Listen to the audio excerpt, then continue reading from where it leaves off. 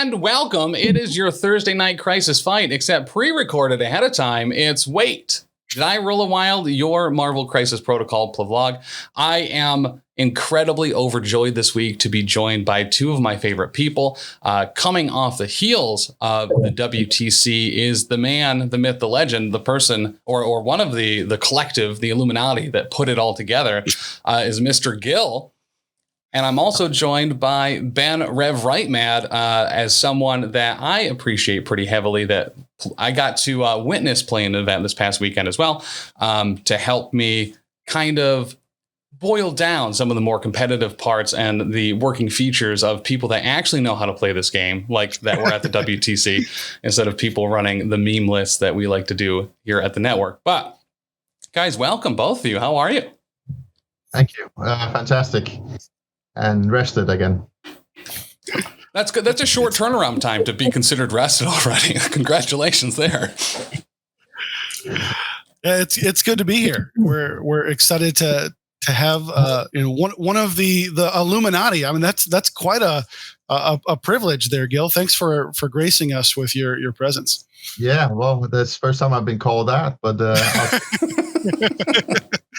we like to bestow titles on people. It's pretty cool. It's okay. Yeah, I've put titles on some of my people. Dr. Norbert, he's my SoMe director and recruiter. Nice. Yeah. So going into this past weekend, give us a little bit of a background about kind of what the WTC is. I know it was kind of linked to the War Machine events and stuff as well. This is the first year that there's been a WTC for Marvel Crisis Protocol. So give everyone kind of a synopsis in case they're unaware of what the WTC is and kind of what the format is as a whole. Okay, it's as you mentioned, it started with War Machine, and this year we added the MCP, which is going to go off on its own because it's gotten that big already. It's World Team Championship, a very important team. It's a 5-man team where we put some restrictions in.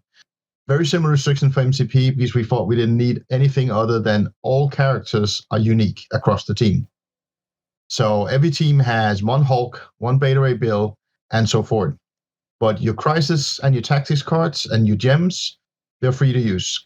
We just want to restrict it so we don't see 5 of the same top list in every team because that's not really interesting. We want players to have a little bit of challenge, put together some lists with all the characters put in, and then who's the best to put the list together and then play them and do the pairing process. But there's also a pairing process. 5 players from 5 teams meet up against. They do a normal priority roll off the captains. Whoever wins chooses if they want to pick 3 matchups or 3 tables. So let's say I win and we want to go for matchups. So basically we decide that we put a list down first and then we get to pick out of the 2 lists the opponent puts down who we play into that list. Oh. But if we pick a matchup, they get to pick which of the 5 tables we play on, and we deliberately wanted the tables to be different. So there'd be like one table Magneto would love, one table Shield would love, and then the other 3 tables should range somewhere in between, or there might be 2 Magneto tables, 1 Shield, and so forth, from all the different rows. I mean, we had 16 rows of 5 tables for the 160 players. So the table choice should matter, and then of course the pairing. And there was people who was like, does the pairing really matter that much before going into the event? After the event, they're like, no, pairing matters, crisis matters. Go figure. Yeah. I mean, so for some of them it was more crisis than tables, and for others it was the tables that mattered, and so forth. I had people say, well, this list, my Shield is going to play into that, but then, oh, wait a minute, they're all playing different scenarios than Crisis than normal, so we can't play this normal matchup into this. We got to pick somebody else. So that was cool to find out from people that, there was a lot of thought going into it, so they would change it. So that's the format. Setting it up, that's a whole different thing. I had a question the other day. Is it just, book the venue and tell the people to come and show up and then you're good? And me and Norbert laughed for 2 minutes and then we formulated an answer that it's no. We need an average of 1,200, at least 1,200 pieces of terrain for an event like that. If you take Well, if you look at 80 tables, average of 15 pieces of terrain, then you get 1,200. So I was like, okay, I need to get 1,200 pieces of terrain. So I need to get my printers in, but that took a while. So I was like, with the time that it takes for them to print the terrain, for us to paint it, I need to borrow some. So I call up different friends, Hank Williams, who does Adepticon, and he says, well, it's close to work for a weekend, so I can only borrow you 32 tables. So I was like, 32 tables is almost halfway. That helps a lot because that's 32 tables I don't have to do. Some of the Danish guys brought just over 10 tables. The Swedes brought 18 tables. Oh. I had a friend borrowed me a few tables. And then I just, all of a sudden, instead of having to print 80 tables, I was down to printing 20 tables and painting them up. I was like, that was easy. Bought some toy cars instead of printing and painting a million cars because we just bought some 1:43 scale. And so when we actually set up on a Friday for the event, I realized after setting the tables up, over half of the toy cars I bought, we didn't actually have to use them. Some of the tables I borrowed, we didn't have to use them. And some of the terrain I brought from my club with trees to do like nature tables. Yeah. We didn't have to use that. We had a whole crate of containers where we used a few of them. So we had enough over for probably another row of tables, which is good. Even with borrowing so many, because the worst thing that happened is we showed up and we didn't have enough and we had to put unpainted stuff on the tables and half assemble. I was like, I don't want that for MCP, whether it's the first or the 10th. It's got to be looking good. Yeah, people spend time and money and effort to get there. And then with the storm, we had a storm of the century coming in, so people almost got blown off the road. Now I heard about that. So there was a bunch of people kind of like waylaid or flights canceled. Was there anyone unable to make it because of the weather? Yeah, we lost 5. We lost 5 players from different teams and a team. So on the Friday, we were told the French team, their flight was delayed, so they were delayed, and then maybe they could get it. So we thought the French team was out. We had a guy from the US flying over to be a replacement on another team. He got stuck in France, so he couldn't make it. And there were so many English people who flew out later than the others. They didn't make it. So we are down a few people. Friday night was like, well, we'll look at who we have tomorrow, see where we at. And then if we have to, we have a team UN that Norbert put together a week before the event when we found out the Israeli team couldn't make it because all their flights were canceled. They couldn't fly out of the country. They wanted to come despite everything, but they couldn't fly out. So they're like, sorry, we can't make it. They sent us a very nice speech that we told before the event. So Norbert put together a UN team Sunday, the week before the event. Good on him. Yeah. Sure. 4 of them made it here, and the 5th one didn't. And then a couple of players from other teams couldn't make it either. The Swedish team lost a guy to COVID that hadn't been in contact with anybody, but he couldn't make it. So Norbert on Friday morning contacted one of the guys who was interested in joining the UN team saying, you still want to come? A guy from France. And he's like, yes. Can you make it? Yes, I can get a flight out. And then his Friday flight was canceled, but then he got a Saturday morning flight so he could still make it. He was in the flight, getting ready to go, and then he sent Norbert a message, somebody's sick, we're waiting for a doctor. And we're flying now. And then he showed up and made it for the first round in time. Wait, like on the plane? Like someone was sick on the plane and they were waiting for a doctor to get to the... Yeah, so they had a doctor to the plane, check him out, and then either, I don't know if they took him off or fixed him, but then they took off, and he actually managed to come for the first round. I think he might have missed a little bit of the pairing. We said, just put your suitcase in the corner. I'll sort out your room. After the 3 rounds or doing lunch or whatever, I'll deal with it later. Just go and get sorted and play. And then I did a pairing. We thought the French team wasn't there. So we're like, okay, we just split up the UN team. So we'd be 30 teams. Nobody gets a bye. And then we go 30 instead of 32. But then the French guy says, why weren't we paired? I thought you weren't here. I said, no, we're here. We're standing here. I was like, okay. Stop the whole round, call the captains over, and says, we now have to make a decision. Either we put the UN team back together and we play 32 teams, but we have 5 teams missing a player. Or we still split up the UN team and then we have 31 teams and somebody play with a bye. And in the beginning, some of the captains thought, we don't want to bye. But then Huggy Bear, Hugo from Sweden, said, well, if you split the UN team up and have 31 teams with full 5 players, then it's only those 5 players who has one round where they get nothing. It's the same amount of people don't playing, but nobody has a shitty round every game if Right. players. That way you have one round you don't get to play, but all the other rounds you get a full experience and you don't play in a man down, so you played handicapped. And once he explained that, everybody thought, yeah, that makes more sense because nobody gets a whole weekend of, oh shit, we're 1 player down, so we have to work it into a pairing. Hope it doesn't hurt us. So we went, yeah, let's go for that. So we went 31 teams, and the friend says, yeah, we'll take the first round bye. We're happy. And then I didn't have to enter them into the tournament again, and then just give them the first round bye, and then we'd go around walking and look at the games, and then, people just went, let's play. And then we started. Tell me a little bit about the event hall as a whole. From the pictures that I've seen, it looks awesome. Yeah. Like very spacious, very bright, very modern too. Yeah, it's Comfort Hotel in the airport. It's only a few years old. It's made as a conference hotel, so they have a massive venue. The hall is 5 hangars. We got 3 of them, so we could add 2 more, which means we can go to 64 teams easy. Oh, wow. Yeah, and we could almost squeeze them in the 3 halls because we had 32 teams for MC lined up and 24 for War Machine that take that same space. So we could almost fit them into that 1 hangar. I can take some stage, so we could do that, or we could add another one. We could add an extra 40% of space, so we can go 64 team and a solo masters as well if we want to. So that's not a problem. So that's what we're looking into expanding. The roof is, the ceiling is very high, so that means the noise is down to almost nothing. Everybody could talk normally. You could hear each other. You can actually yell somebody across the table and get their attention. I could hear judge calls from the back of the hall, standing on stage. How many judges did you have?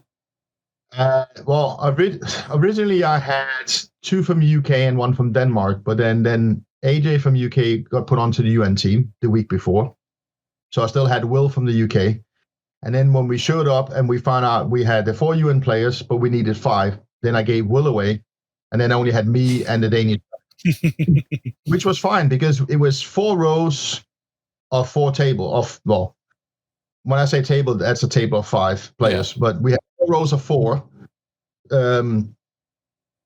And then we just walked around, and I was on the stage or walking in between the tables. So whenever they called, me and my Danish judge, Mads, would just run over. There isn't that many rules questions in MCP. It's fairly easy. I had a couple of measurements, 1 for cover, 1 for range. Then we have some simple questions, and then we had some interesting questions as well, which was pretty cool. And the players was fantastic. They asked a question, we gave them a ruling, whether it's a measurement or explanation of the rule, and they went, thank you, and then just carried on. No arguments, no questions to it. Nice. Like, That's awesome. ruling, and we're playing on. Easy peasy. So that was fantastic. So one thing I'm super curious about to kind of segue from that a little bit. First off, to have that many players and only have 2 judges, well done. Like just nuts. Yes, for real. Like that's impressive in itself. But one thing, and this is one of the things I actually really like about the format as a whole, is because characters are unique, you have a lot of stuff that maybe doesn't get a lot of the spotlight in a lot of games and tournament plays. And Ben, this is kind of like for you as well. I'm curious, just from kind of the more competitive mindset, what are some of the big, huge characters that you need to make sure that you are incredibly tactful with, and who and what affiliation you're running them? Characters like Hulk or CGR, Malekith, are you stocking them all up on one player that's going to be running them all? Or did we see that a little bit more spread out? I see just from the Longshanks, and that list will be in the show notes and in the video description as well. But a lot of like spider foes and defenders popping up, which I wasn't necessarily expecting. But with the new Daredevil rework, I was curious with the new character card updates, were you allowing the new core box, and were you allowing the new character update, or was it just the new character update?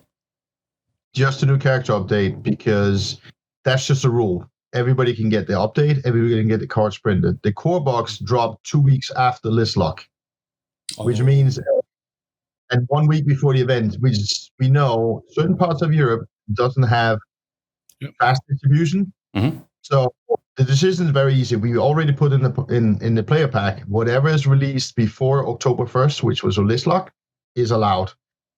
Anything released afterwards is not allowed, because we can't guarantee everybody can get it, and it has to be an even playing field. Which means you might want to have the new toys. You can't play with them. Not even the new sticks will allow, because if somebody has the new sticks and somebody don't, which means your frozen pushes are slightly longer with the new sticks. Movement are the same, but frozen pushes weren't. So we had one player who only brought the new sticks, and he's like, "What do I do?" I says, "Well, for movement, it doesn't really matter. But whenever you do frozen pushes, you use the other guy's sticks if you can't borrow a set, because it has to be even for everybody." But the errata is easy, because download the cards, print them, and that's the new cards, and that's the new rules, and we'll play with them, because everybody can access them. That makes a lot of sense. That was a no-brainer. Yep. Yeah. I think it's interesting. And what we see, one, and Gil, I think this is just speaks to your organization and Norbert's organization.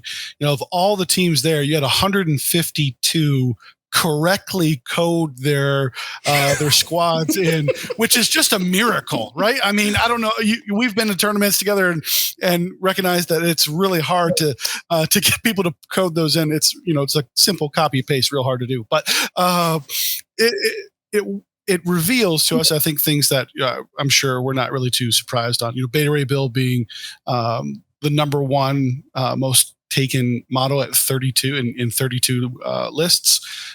Told and Bullseye, being just continuing to be a 2-threat monsters. I think what surprised a lot of people, I know what surprised me was Black Cat being still so really high. She's still an amazing character, but there was still a lot of fear of people getting all antsy about steals being in action, which is really good for the game.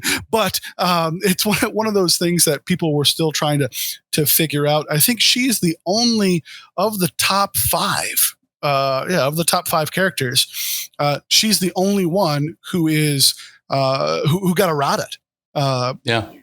I think if we didn't do the errata, Voodoo is pretty far down this list compared to only being in 20 lists, compared to Black Cat being in 29. Yeah. So I think we probably would have seen a little bit more equaling out, or more Black Cats, more Voodoos. And I think what I love about the WTC format is the unique characters across the board. Those numbers would be way skewed. I'm sure we'd see 149 Beta Ray Bills, if you allowed them to be on every single roster. One of the questions I had, and I don't know if this was an issue. Did you find that maybe was there a language barrier? So if someone had their cards in French and maybe someone wasn't sure of the errata on a Black Cat or something like that, was that a challenge at all, or did everyone kind of communicate well? It didn't. If it was for anybody, it didn't show up. We didn't have a problem with that. Everybody knew. It's also in the player pack that we're using the English set of rules, because we know sometimes there's mistaken translations. I've seen it working in other game systems.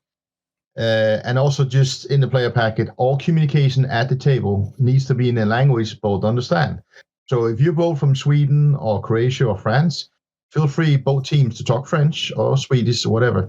But if there's one player at the table who doesn't understand whatever language the other speaks, everybody speaks English as soon as you start the pairing process. And as we put in the pack, and I told them, as soon as pairing is over and you go to individual table, the 2 players talk and they play a normal game, no interference from outside. If you want to say anything to the people at the table, both players need to understand, even though if it's something innocent like, do you want a beer? Because any comment made and one player doesn't understand, even though it's an innocent one, you want a beer, or, I'm going to go whatever. If the other player doesn't understand, there's always this, we don't want there to be any chance of mistrust. Yep. And we know some randomly, like a Spanish guy or a German guy or a French guy or whatever, just go like, oh, I'm gonna I'm gonna shoot off or whatever. Something innocent. It's gonna be said, but we told people don't do it because then we don't have the issue of suspicion. We don't want that. So it's gonna. But the thing is, everybody I talked to said it was all going fine. People were having fun and communicating easily. Some people were not that good, but then the teammates helped them out, and then they made do.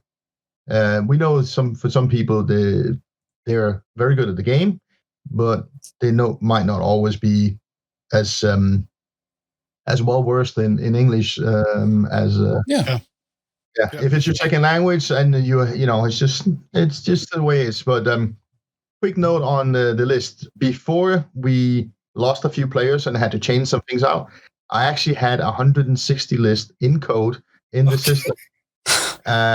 I told everybody enter your list in code, so I know all the people doing the stats and the podcast would love it because they can just work with it. Yep. And they could have done hype before. And they could have hype beforehand. So it's like there was a few people who put in a text. So I wrote the captains, tell your people to put it back into code, and then 3 days before or a week before, I had all 160 in with list, full stats. Then we lost some people. I had to replace some of them. There should have been 155 and not 152. But the last 3 lists that I got from players, I think I've forgot or didn't have time doing the event to actually stick them in. I got the players in with the list, but I didn't get to put the MCT code in fast enough. And I just realized, I'm missing 3 of them. I might have the list. How dare you drop 3 out of 155? How dare you, Gil? How dare you? No, it is an impressive feat. And as podcasters, as folks, pour over that data, I think also as AMG looks at stuff like this, this is vital information. I can't encourage people enough, when you go to events, code them in properly. It just only helps the game in the future. So that's really awesome. And it's just copy and paste. It's not hard. Yeah. It's not hard. Whatever system you're using, instead of exporting text, you click on MCT code, export that one, stick it in, and done. It takes the same amount of time. You just click on a different bracket and boom, a different tab, and there you go. I was like, I never understood why people don't. It's so easy. Speaking of outliers and data, just really want to send a shout out to the one dude that brought a time gem. Don't know who that was specifically, but good on you. Yeah. I did appreciate one of the other, the outlying stats. I think there were, 3 listed Dormammus, and only 2 or something. There was a Dormammu and Dark Dimension affiliation snafu that someone just didn't report. They're splashable Dormammu, Dormammu splash is really, that's WTC is the time to break that out. And honestly, I'm super happy someone did. That's rad. Yeah, just only 2 affiliations not picked. Sentinels. Yeah, Sentinels and Weapon X. Weapon X is understandable because all the characters in Weapon X is been used in X-Force and X-Men, and they are probably a strong affiliation, so they will be picked over them, and then you don't have anything for Weapon X. Yep, that makes sense. So, Gil, I don't know, Tim, if this is appropriate time to keep moving on. When you talked about the challenge of the pairing process of when you won Prio as a team captain, do you want to pick matchups, or you want to pick up tables? As the rounds were getting further in, and we're getting to the kind of the top table. Did you notice some of those teams kind of coming in with a more distinct plan of trying to say these are our good matchups, these are our bad matchups, and kind of focusing on that? Or I know you briefly touched on that there were some teams who wanted to really pick tables, but I'm curious as the event went on, how did that process look? I'm not gonna lie, I didn't actually have time to see, but I've heard from some teams. I know the Swedes in the final, wanted to pick tables, and they did. And after they decided that, they realized that the top row was. I'll step back a little bit in time. When we set up Friday, we're really lucky. I was in at 10 o'clock in the morning to test the AV system. And then players start around 11, go into the hall, and everything was set up table-wise. And I talked to the guys there and says, can we start setting up now instead of 6 o'clock? They're like, yeah, we don't care. Do you mind the players? No. I want them to come in because then they're going to help me. So we started setting up the tables, and I explained to them, set up the tables in this format, so they're all different stuff, and they did that. The first row they started on was actually table 1, so the top table. But as they set up, I told them, once we set up all the tables, you can do your grudge matches and your warm-up games and whatever. So people started doing that. I found out later, I think Pat and Norbert noticed that some of the people moved the terrain around to have a more normal table for their game. And one of the rows hardest was row 1, which I didn't notice until after round 3, and then was so busy when I found out that I never got back to sorting it out. So in the 5th game, when the Swedes came on to play the final against the Austrian, Huggy Bear says, we want to go in this matchup, we want to pick tables so we can get Magneto on the right table and Shield on the right table, and then we don't care as much about the pairings as we do at the tables. And after they decided that, they looked at the table and they went like, doesn't actually matter that much because the table is set up as a more 5 normal tables instead of as they were supposed to be. I mean, luckily for the Swedes, they still locked out the way they wanted to, but it was very touch and go for them. And it would have been better if those tables were set up correct, because then the table choices would have mattered more. And then some of the other rows, they were perfectly set up. I think that's really important too, just in general, looking at other conventions and other larger tournaments that try to kind of equalize terrain amongst all tables. I was watching Dr. Norbert's stream just a couple days ago with you and Dr. Norbert and a couple of the Swedes, talking about like the tables were different on purpose. Like table choice was very important, and you guys really kind of like not calculated it, but like really kind of made that a very present force, another character on kind of the board. That some tables have really diverse terrains, some have dense, some have light, some have a bunch of larger things or a bunch of smaller things. And I think that's really important and kind of just another layer of polish, I guess, on an event like this to make that a very impactful decision between tables and matchups. Yeah, because it is go ahead, Ben. No, I think I just want to commend you again, Gil, for recognizing the deep importance of you're going to a competitive event where, hopefully these players are going to recognize that they're going to try to get the best out of each other, the best out of their country. There's always, that national pride that's a part of it, and adding a layer of complexity that not maybe every player is ready for. I as you've named, there's kind of this rhythmic policy for a lot of MCP players, a lot of miniature war gamers, to have symmetric gaming boards. Everything should be symmetric, and that way it's fair.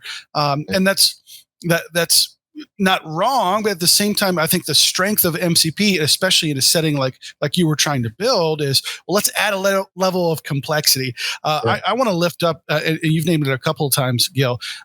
My man Anders Hedval, is that how you say his last name? Who brought Magneto every game. My man, he is my hero. He is my Swedish brother. Never met him, but he's awesome. And that's important, right? I'm sure that was intentional on his part, especially on some of the other tables, of going, man, don't put me on the table with all 1s and 2s, or I'm not going to be a happy camper. No, he wanted to. That was one of the reasons they want to pick, because they wanted to put him on the table, all the 3s and 4s and some 2s, and just have a field day for him. That was a big. I mean, I've always been opponent to the symmetrical tables, because, especially in MCP now, because if you win prio, I get to pick sides. If the sides don't matter, I've lost some of the things. Second, which means winning prio gets stronger again as when the game started. And winning prio meant you almost got to pick everything. I mean, the guy who didn't win prio had one choice, and the guy who won prio, he picked everything else. So that was the best change they've done to the game within 6 months. They'd saying, okay, let's change this up because it needs to matter for both sides. Both players need to have an influence on the starting process. Mm-hmm. And I think the table has to as well. And here's a kicker for you. During the opening speech, because I was asked this, can we pick any side on the table? Oh. And I said, yeah. I told them at the speech, we are playing with the full rule set, which means whoever doesn't have prio gets to pick the side, and that's all 4 sides to pick from. Yep. And I know some players did actually choose to play sideways. And I told them, you don't move the map around, you play sideways. If the guy picks the left or the right side, you play sideways. And it did happen at some tables. What crazy people. I mean, we are playing a tournament, and it won me the tournament because I looked at the table and was like, yeah, I need to go on this side because that benefits me and it really hurts my opponent. And that's the game I won. That won me the tournament. And people said, why didn't you just turn around? It's just because we were going to knock all the terrain over. So we just played sideways. It's not a problem. If you have tables so we don't have 2 feet to get the defender, you're fine. So normal table, they had plenty of space and you could reach around.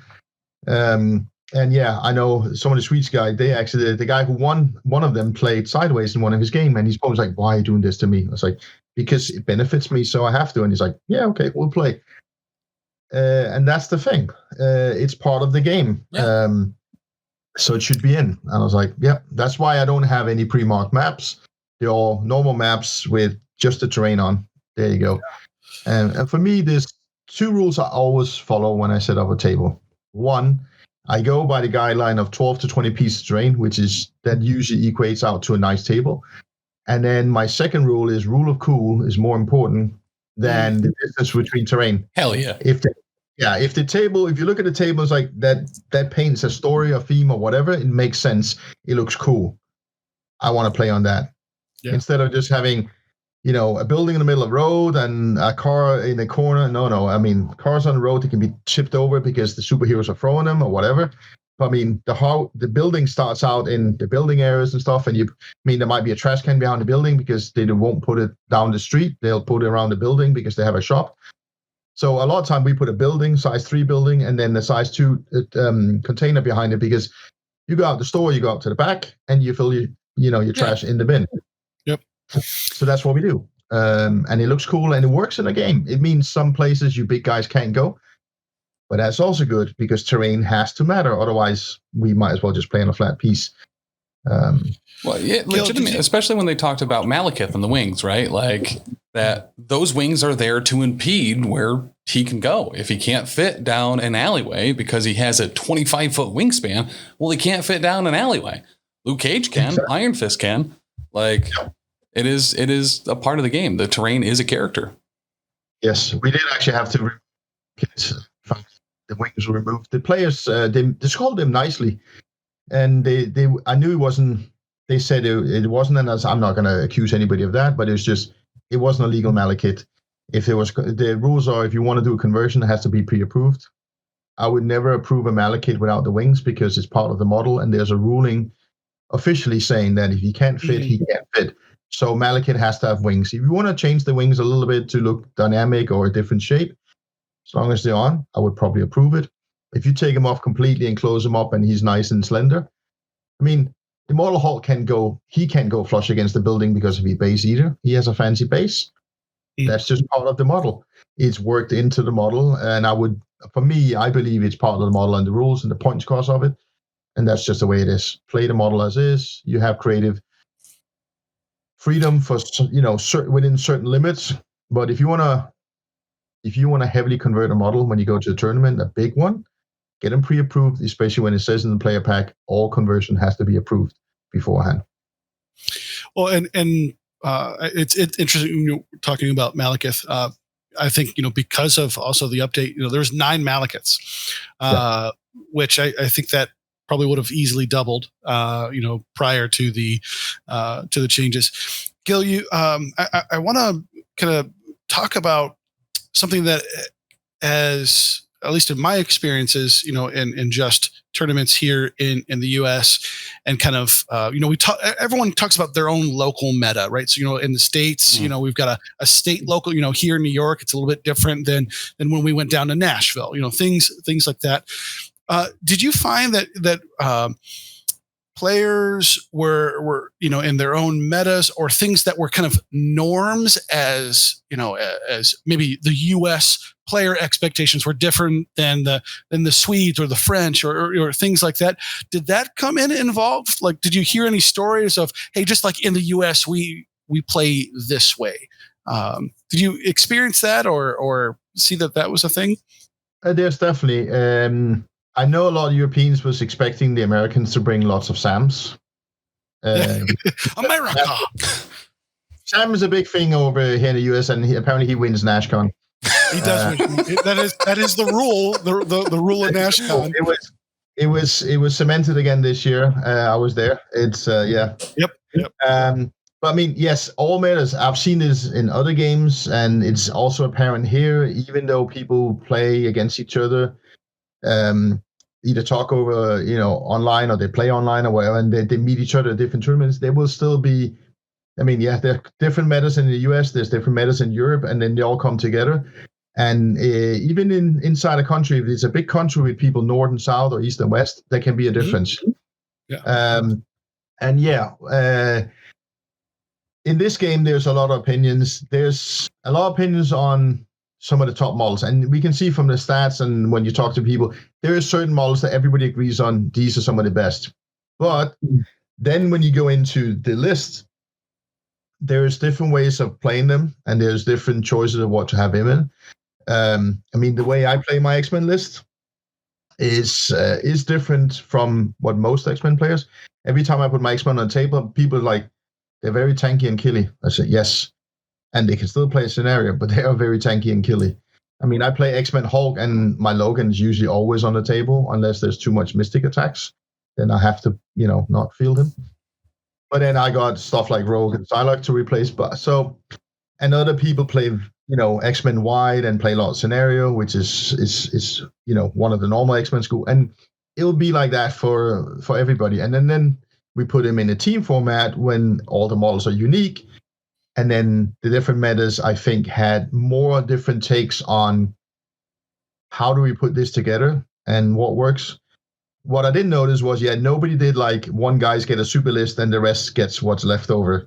Right. I think, yeah. I thought about that. Yeah, just all eggs in one basket. Yeah. Yeah, but it doesn't work, because then you got that one. What the other four going? You got to win 3 games to win a round minimum.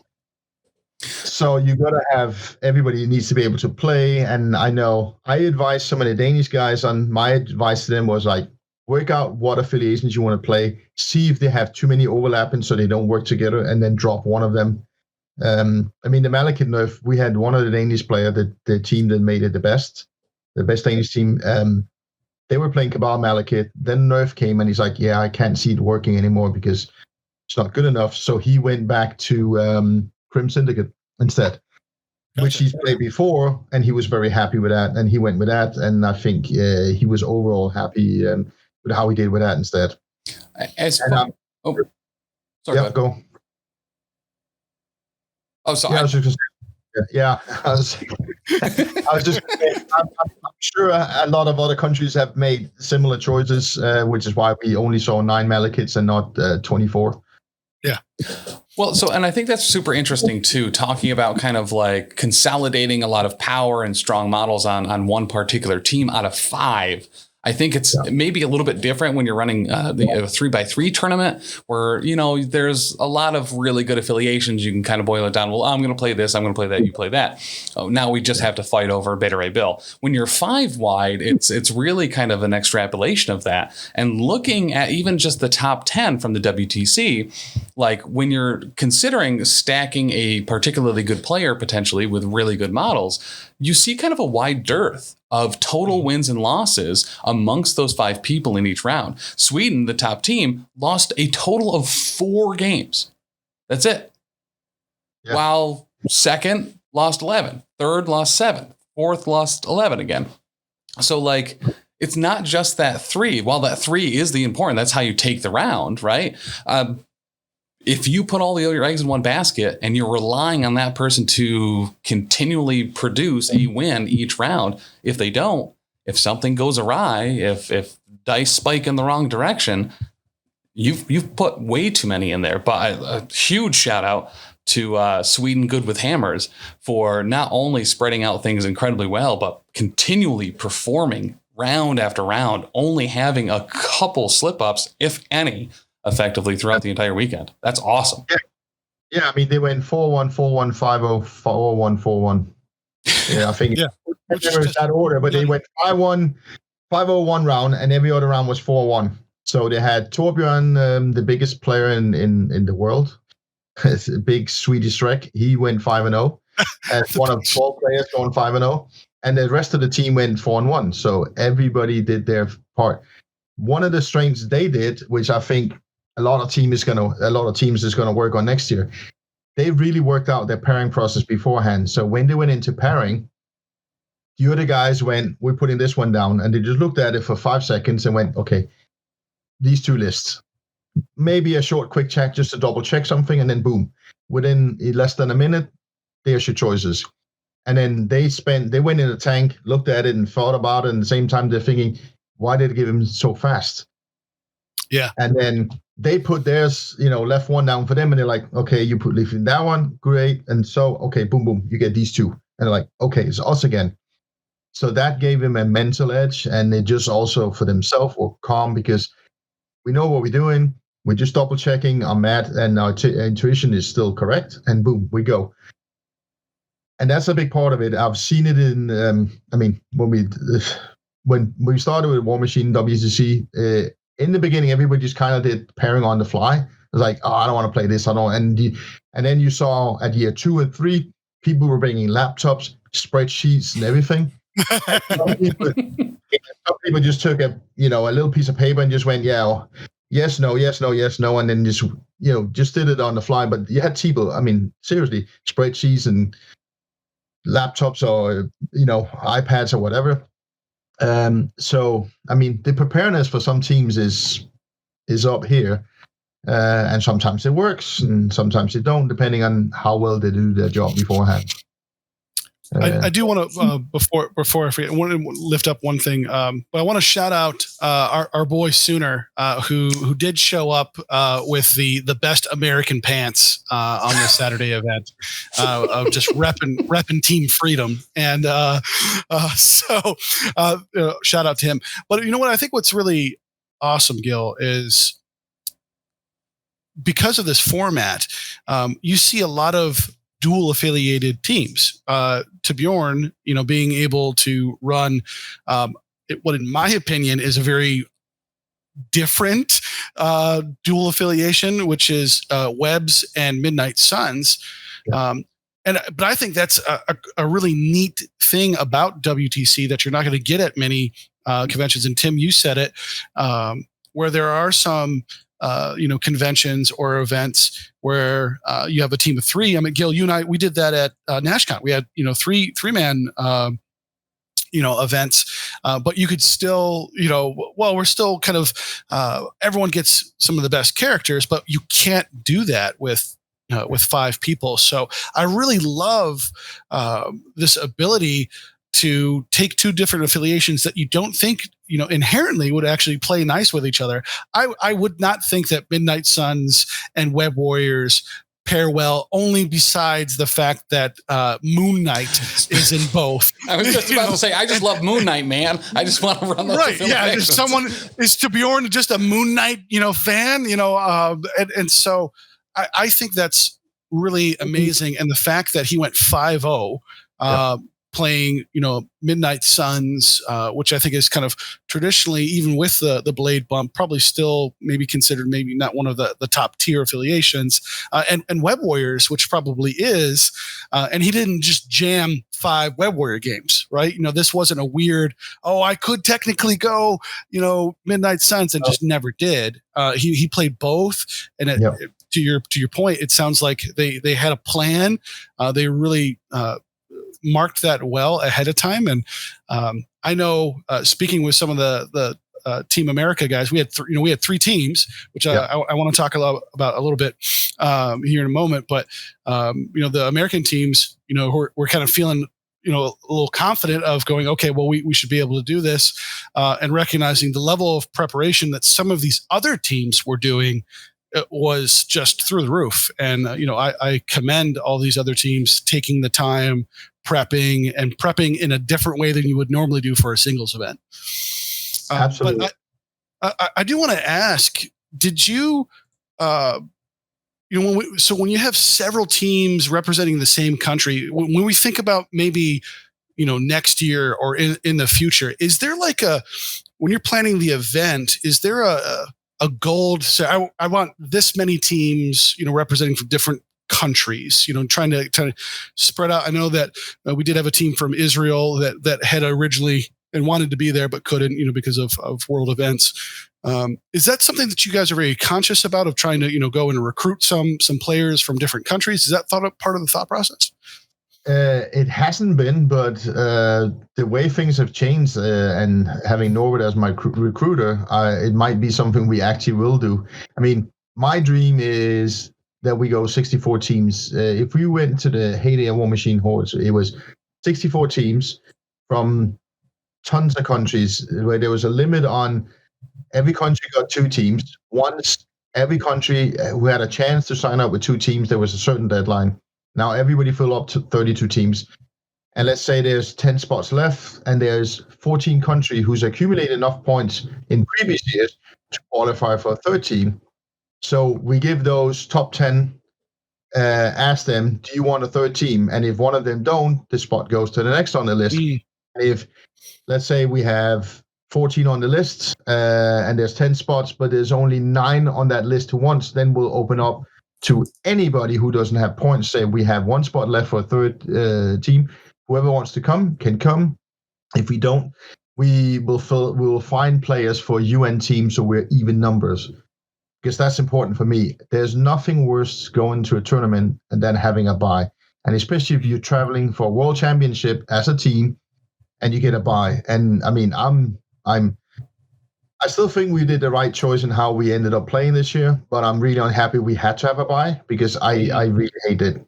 I've seen in other games, you sit there for 2.5 hours watching it. I mean, luckily WTC, the gaming is, of course, a big part of it, but if you ask most people who's ever gone to WTs before and to this one of the biggest things of going to this is the socializing with all the players.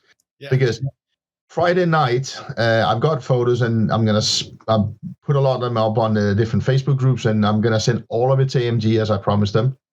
But Friday night, once we got everything set up, somewhere between 60 and 80% of the teams who was coming was playing games or sitting in the hall, looking at games, having a beer and socializing, drinking, and the ones who were in the hall was either on their way or sitting out in the foyer near the bar, talking, and drinking, and some were drinking a lot, some were drinking less.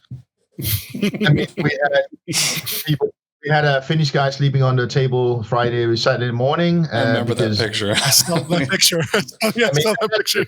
That's the epitome of WTC. If you don't, there was even Friday night, there was people sitting up talking to 3 a.m. because they met some people they've maybe known a few times at one event or online, or they heard about each other, and now they finally got a chance to meet up.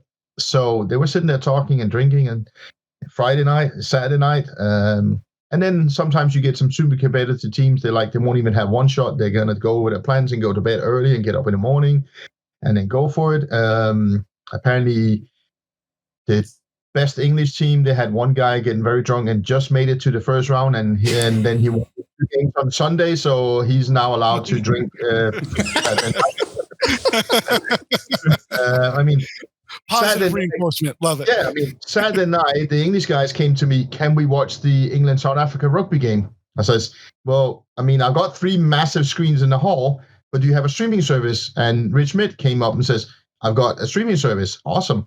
Log in on my computer, because that was connected to the screens. We put the streaming service on, put the game on. I turned the sound up a little bit so we could hear it, but all the people still playing in the hall, because, of course, they've played 3 rounds of very grueling team event during the day, which meant they're going to have dinner and then they're going to go back and have some pickup games. So people were playing till midnight until we had to get out the hall. We literally had to tell them to stop playing the last game and leave the hall because they had to close. Go home.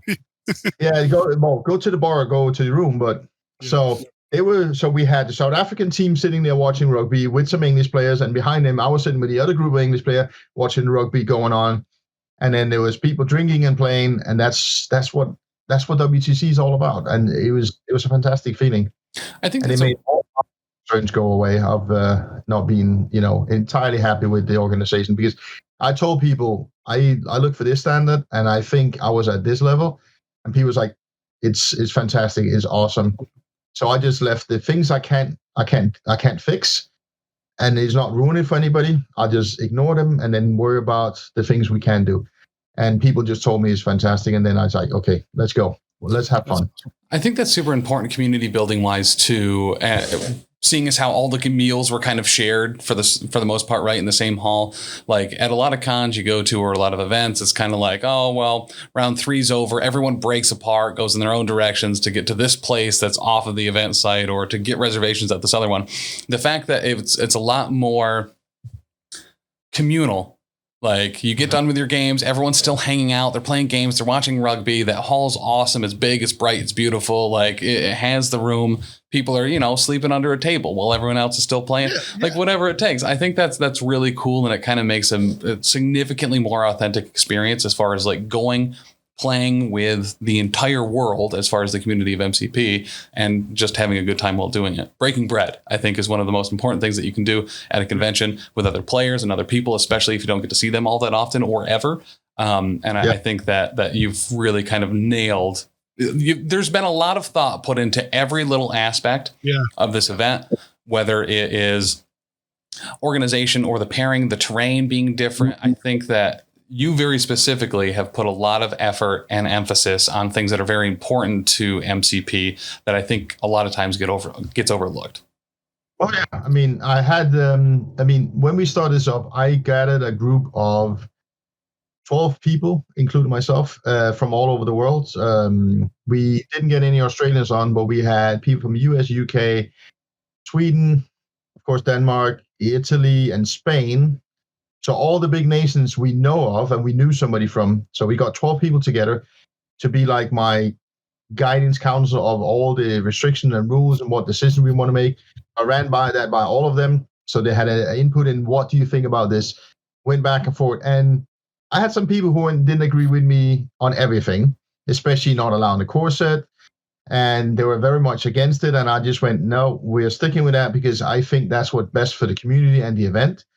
And when I met him doing the event, it's like, yeah, I know I said a lot. And it's like, don't worry. I want people to tell me stuff directly. I'm Scandinavian. We're very direct. For us, a spade is a spade. We don't, beat around the bush. So tell me straight to my face, what do you think? Because otherwise, I don't care. And he said, yeah, and he's like, I was very open about it. And I was very much against your decision. But he's like, I can see now what the point of it, and I was like, yeah, it makes sense, and I do agree. And of course, also after the errata dropped, we basically had 22 new models. That also kind of like, okay, so we don't get the new from the core set, but we have 22 other models that's like almost brand new. Yeah. So I was like, yeah, and it's like as a whole, yeah, okay. There's people at the event he talked to, and he's like, yeah, we still haven't seen the core set in our shop, so. We can't get 160 core sets into, just because, a couple of people can get them, we can't get them and put them together. And it's like, let's not stress about that. Let's stress about getting your list ready, being prepared, come into the event at your best, and just ignore all that stuff that's out in a week or the week before. Who cares? Just get your things in order, come to the event, everybody plays on the even footing, and that's it. Mm-hmm. Gil, did you hear back from your recruiters from Wakanda? I didn't see any reps from Wakanda. There was no teams representing the nation of Wakanda. I don't know if that was intentional or not. If you ever find any players from there, I'll. That's what I'm saying. We might have to start some a player affiliation from Wakanda. Their models are all vibranium, and you're not allowed to fly with that. They confiscate it, so it's kind of it's a whole thing. Man, Vibranium MCP models. That's baller. Listen, they are lightweight and incredibly durable. You could not break one in a cup holder if you tried. Yeah, Malekith's never. His wings aren't breaking. He's breaking the terrain when. Yeah, that's true. I think they would also be too expensive. You buy one model and you spend the whole team's budget on that one. Yeah, that's true. There you go. There you go. Yeah, absolutely. No. Were there any overwhelming upsets or really cool moments that kind of happened throughout the weekend that kind of have stuck with you being like, wow, I'm really glad I either got to hear about that or that happened at your event? I think there's a couple of people. People had some ideas about who would be the teams to beat at the WTC. One of them being Pat's England's Lions. Definitely one or two of the American teams. I know Pat mentioned one of them as he said that's definitely one they see as a thing. I knew the Swedes was very strong, but I told the guys in Denmark is I know how you guys play, and if you get your stuff together and get a proper plan and you do your best, you have a chance at a podium spot as well. And they were close. Because I said I played in Europe, many places. I played with all the Swedes, well, most of the Swedes. I played with a lot of people in the UK. I've been to the US a couple of times, so I know how people play around the world, real life as well. So I have an idea of the level of players. So I knew there was a lot of people in for it. But let's be honest, there was probably 3 or 4 teams that, because also the Spanish and Italians are very, very good. One of our Danish team, they met him and they looked him up, and it's like 2 of the players has a 86 and 87% win ratio. I was like, yeah, I could have told them they're good. No, I played them, and they're very, very good. And they played team events before, so they know what they're doing. They went to Nations in the UK. That's where I met them first time, and they had a very solid team, and they had very solid players. But I think England losing, England Lions, they're losing. That was a shock for people. Yeah. And then one of the American teams got knocked out early from undefeated. So there was a few upsets there. People wasn't expecting that. So after that, it was like everybody's like, so who are we looking at now? Because some of the teams that people expect to be in the top spot or meet in the final, they were already at a loss. So, Norbert's team went 3-0 the first day. So they were like, wow, what's going on here? And there's a few teams. I think one of the Danish team was 3-0, and then they lost one game on day 2. That was home field advantage. Those Nordic teams, just used to the cold. Is that what it is? Yeah, did you open a window and just freeze everybody else? No, we couldn't because the wind. Everything would have knocked off the table. Except for the Vibranium models. Except for that. See, look, Team Wakanda coming. We only touched light on the WTC storm, so let me quickly go back to that one. Friday night when I met some of the first guys, they're like, storm. I was like, wow, is that normal? I said, no. It's once every 10, 15, 20 years. I said, I'm 52 years old. In my lifetime, this is the 3rd or 4th time we had a storm like that. The first time I remember, it blew the roof off the Parliament, which just landed down on the square in front of the Parliament. That's when I was in the school as 10 years old or something. So, that happens very rarely. When we had to put stuff into the hall, I would drive around the hotel to the backside. So you have the whole wall of the hotel, which is, 12 stories high. And then you'd have a 20 meters, like an 80-foot high wall on the other side. So you're basically driving into a wind tunnel. So the wind outside in front of the hotel now got amplified ×3 when you're in that wind tunnel. So I drive down with a trailer.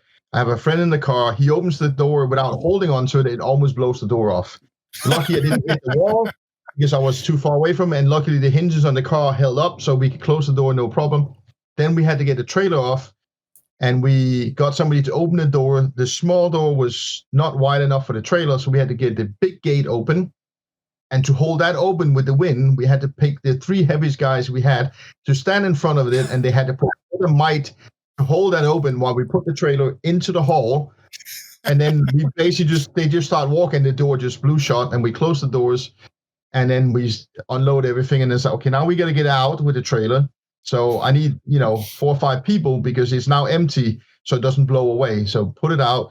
hook it onto my car and hope it doesn't blow away, and then left that there. And we were like, I mean, I'm over 300 pounds. I could lean 45 degrees into the wind and not fall over and just stand there.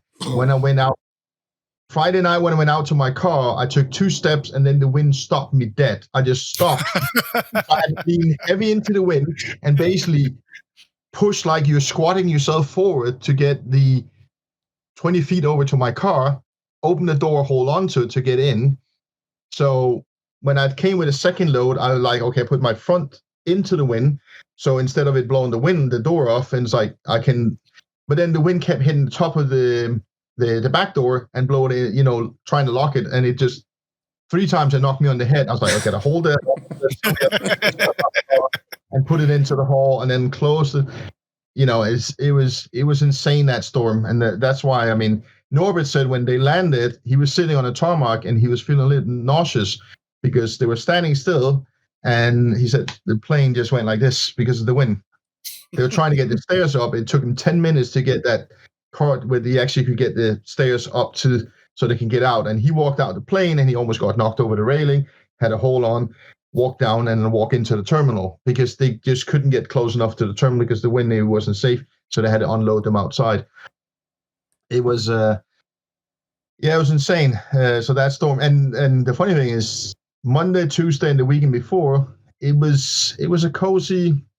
It was still nice. It's 15 degrees Celsius, which is something in the 60s, and there was no wind, so it was fine. It was 60 degrees with a light breeze.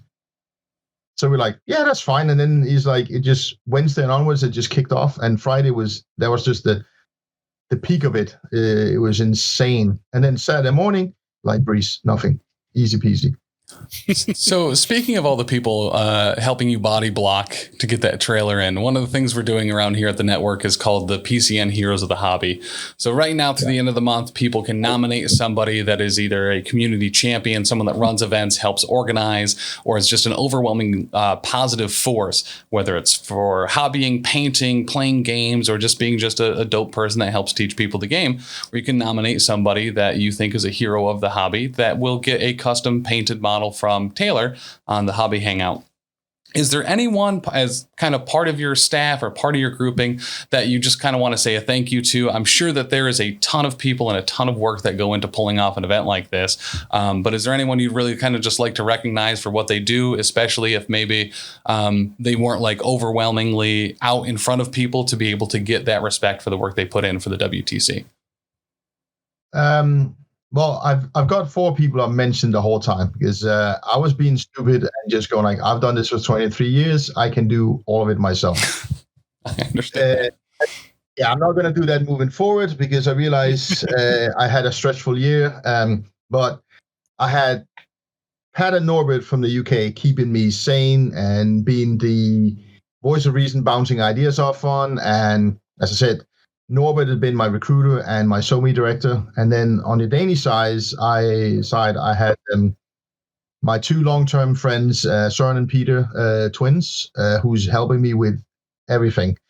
They've helped me doing tournament. I mean, they started 10 years ago saying, you organize all these events for us when we played War Machine.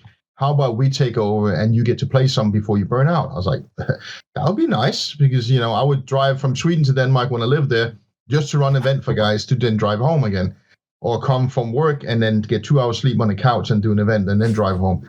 But they're like, how about we pick up a little bit? And so they've done that for me for 10 years. When I brought the printers in, bought printers, Søren, who lives close to the shop we used to have the printer set up in, was saying, well, we download all the files and then he'll print all the terrain and he will go down every day to check the printers and set up the new program and make a list of, I told him what we need. He'd made a list of what to print. I'll come in once a week, pick some stuff up to take home and paint. And I just asked him, so where are we at? It's like, oh, we need this and that. You need to do this. You need to get this. Then I'll do all this. And he did the programs. When he went on holiday, he was even emailing back to us and making sure the files were in order, everything was in order. I mean, without him, I wouldn't have printed one piece of train. I wouldn't have gotten one piece of train made other than the few boxes of official train I had at home. But then I would have 3 tables and not 20 tables ready, plus what I borrowed. So, I mean, Pat and Norbert has already gone a ton of recognition, and the ones you never see is the 2 twins because they're just very quiet, stay in the background. So, I mean, I would like for them to be the recognition because they have been and are my rock, on a daily basis.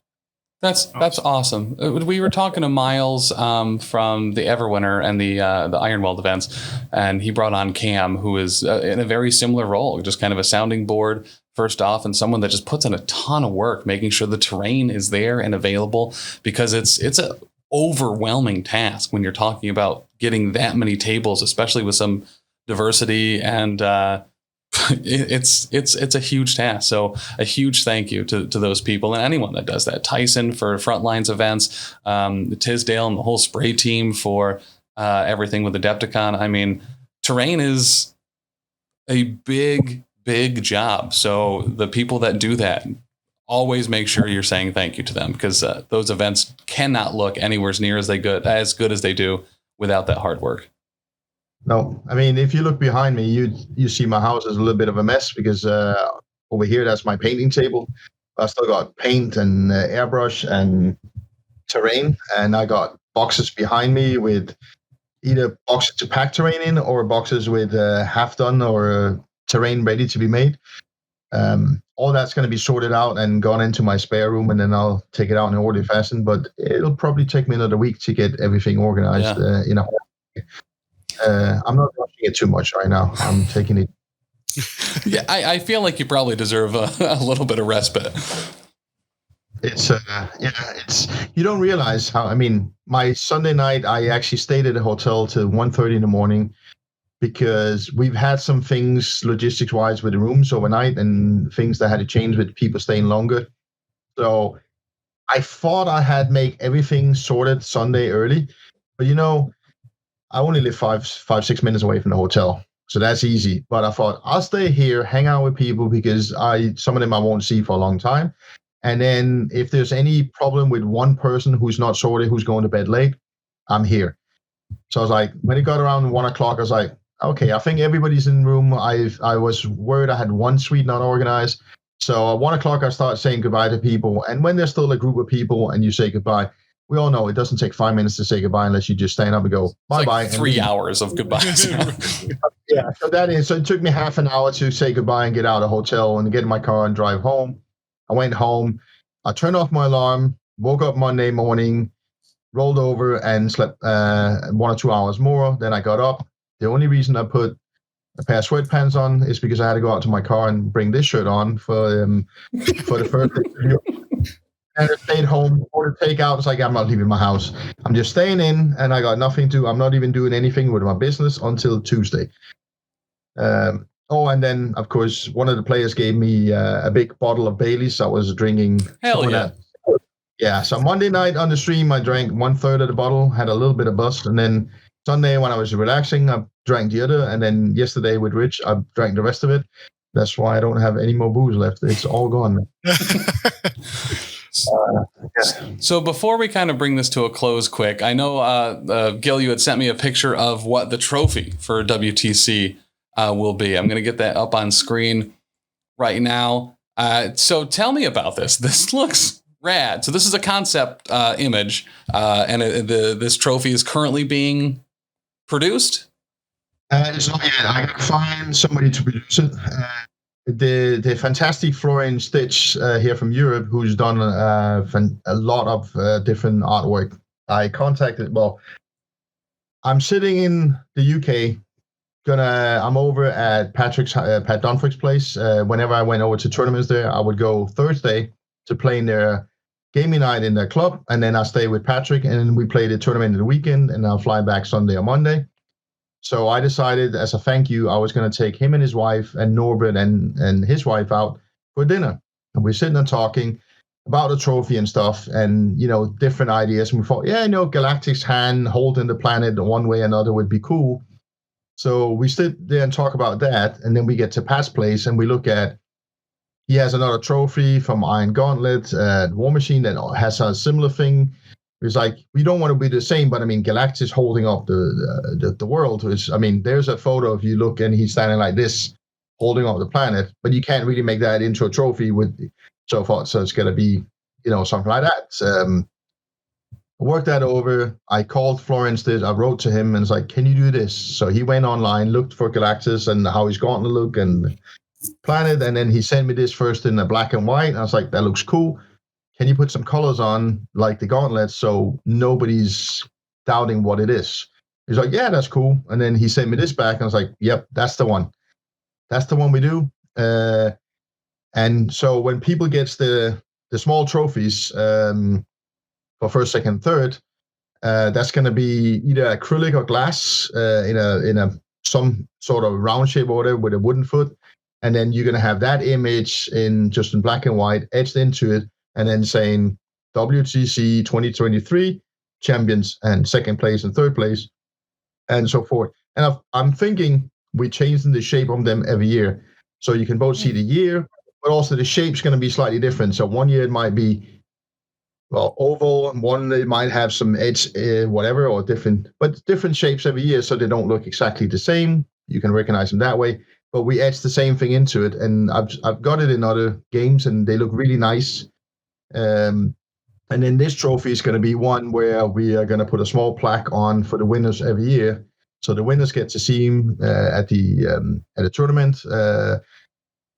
And then, the WTC committee is gonna keep it on hand and then put the plaque on with a name. So next year, when you get presented, we're gonna go, "This is the champions from last year and last year and last year."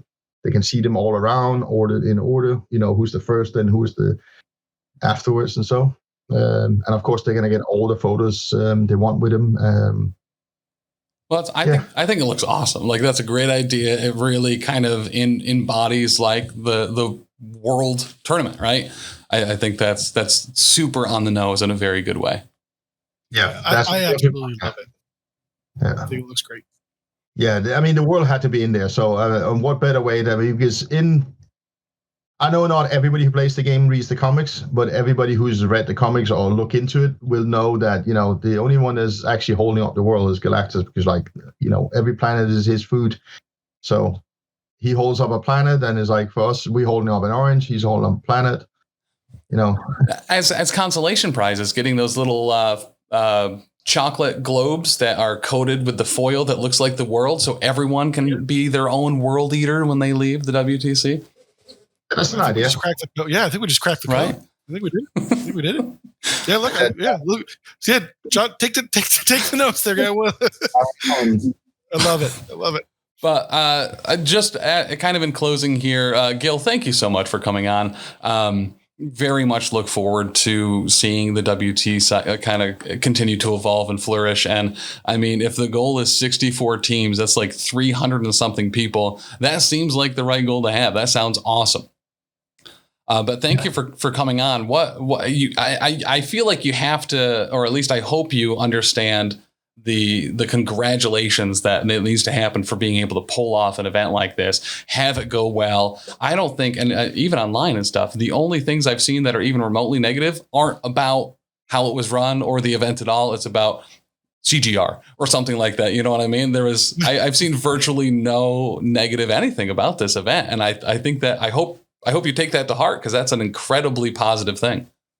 I mean, as I walked around the hall, even Friday and Saturday when I was still upset and annoyed with things, the players pulled me through because a lot of times as I walked around and people start recognizing me, and at least also from the shirt, or if they knew me, sometimes it would be every second or third person that would stop me and say thank you, point of gratitude, and one did it, and then somebody else jumped in. Or I went to the bar and a Finnish guy says, no, you don't pay for your drinks. What do you want? I was like, I'll just have a soda, because, I'm working and I don't really drink beer, and I'm holding back on the liquor till the end of the event. I mean, stuff like that is just, I mean, that pulled me through. And then some people saying, see, don't worry about the stuff you can't deal with, and let's just move on. So yeah, that's fantastic. And I've got tons of ideas, and we're working on a feedback form that we're going to send out to all the captains and ask them to share with their players. and then send back to us. I've got one of the players, a Finnish guy, who actually works with feedback forms. So once I've got all the questions together, I'll send it to him. He'll put it up in a form and make a link or somewhere. He has some way of collecting all that data. So I just got to send that link out to the players and say, this is the link you got to go into, fill out this form, and then it will just organize all the data and give me all the feedback we need. And and then we have that to work with for next year. And it doesn't, I mean, as long as some of it is just answering questions, and then you can put your notes in, and anything constructed is something we can use. And we'll take that going forward to next year. Well, dope. Well, Ben, Gil, guys, thank you so much for stopping by. I really appreciate it. And everyone out there at home, make sure you like, comment, subscribe, all that great stuff. And make sure to be following the WTC into next year, as I'm sure this event will only get bigger, better, and more beautiful. Oh, I have a closing remark. Yes. Next year, I am not going to mess up and make sure we get you guys out on time. So it was one of those things like leading up to this, like, man, I really wish we could have made this work out. And we really want to be there. We really want to be there. So, I know. So we'll organize for next year. We pencil in now. You have exclusive streaming rights for WTC next year. All right. Beautiful. Well, thank you. I appreciate that. You heard it here first. But yeah, there's come hell or high water, we're going to get there next year. Like it's. I've already been ranting in our group chats about this. We need to be there. But it's everything has to be organized next year by March, April. So from April onwards, end of April and until the event, all we need to do is troubleshoot anything that shows up. Everything else is in order. I mean, we might still be producing terrain, but everything else is planned. Just from talking to the Adepticon folks and stuff like that, terrain never ends. Terrain never ends. When I got 64 tables, I'm probably still going to produce another 20 tables just to be sure. Yeah. You can never have enough terrain. Yeah. No. Need to throw more stuff, right? I mean, yeah, absolutely. And the things change, and it's just absolutely. Well, thanks, Gil. Yeah. Like I said, you're awesome. Like I said, we as a community celebrate you and celebrate the success that WTC had this year.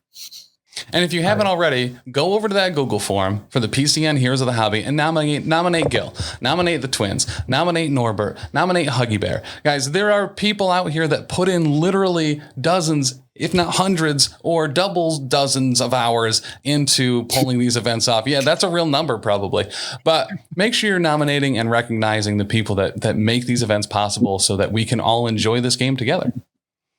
But until then, we'll see you next week. Actually, probably before then and now. But yeah, guys, thank you so much. And we'll see you next time.